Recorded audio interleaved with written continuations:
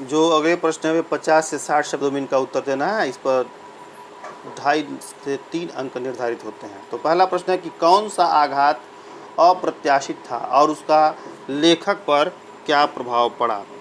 तो इस प्रश्न का उत्तर इस प्रकार होना चाहिए कि लेखक सोच रहा था कि तीसरे दिन अतिथि की भावभीनी विदाई का वह क्षण आ जाना चाहिए, किंतु अतिथि ने ऐसा नहीं किया। सुबह उठते ही उसने जब लेखक से अपने कपड़े धोबी को देने की बात कही, तब लेखक को इस बात को सुनकर जो आघात लगा वह अप्रत्याशित था। इसका प्रभाव लेखक पर ऐसा पड़ा कि वह सोचने पर मजबूर हो गया कि अतिथि सदैव देवता नहीं होता, वह मानव और थोड़े अंशों में राक्षस भी हो सकता है। दूसरा प्रश्न है कि संबंधों को संक्रमण के दौर से गुजरना, इस पंक्ति से आप क्या समझते हैं, विस्तार से लिखिए।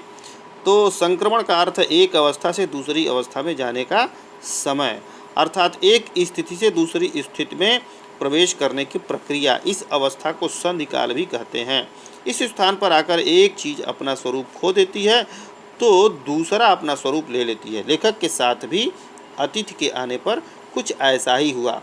मधुर संबंध कटुता में परिवर्तित हो गए, सत्कार की ऊष्मा समाप्त हो गई। डिनर से खिचड़ी तक पहुंचकर अतिथि के जाने का चरम क्षण समीप आ गया था। घर के लोगों की शांति भंग होने लगी। अतिथि का मन भले ही घर लौटने का न हो, परंतु उसे अपने घर की ओर चल देना चाहिए। इस प्रकार मधुर स्थितियों की कटुता को उजागर किया गया है। तीसरा प्रश्न है कि जब अतिथि 4 दिन तक नहीं गया तो लेखक के व्यवहार में क्या क्या परिवर्तन आए। जब अतिथि 4 दिन तक नहीं गया तो लेखक के आतिथ्य में कमी आ गई। लंच और डिनर की विविधता खत्म हो गई। वह उसके जाने की प्रतीक्षा करने लगे, कभी कैलेंडर दिखाकर तो कभी नम्रता की आंखें दिखाकर। स्नेह भीगी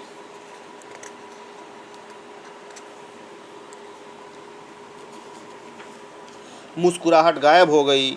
घर की शांति गड़बड़ाने लगी। समीपता दूरी में बदलने लगी। वे उसे स्टेशन तक छोड़ने जाना चाहते हैं, परंतु अतिथि है कि जाने का नाम नहीं लेता। यह देखकर लेखक के व्यवहार में निम्न परिवर्तन आ गए। खाने का स्तर डिनर से गिरकर खिचड़ी तक आ पहुंचा। वह गेट आउट कहने को भी तैयार हो जाता है। लेखक को अतिथि राक्षस के समान लगने लगता है। जब अतिथि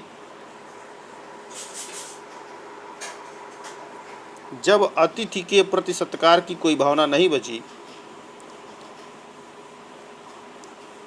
भावनाएं गालियों का स्वरूप ग्रहण करने लगती हैं। तो ये सारे परिवर्तन आए।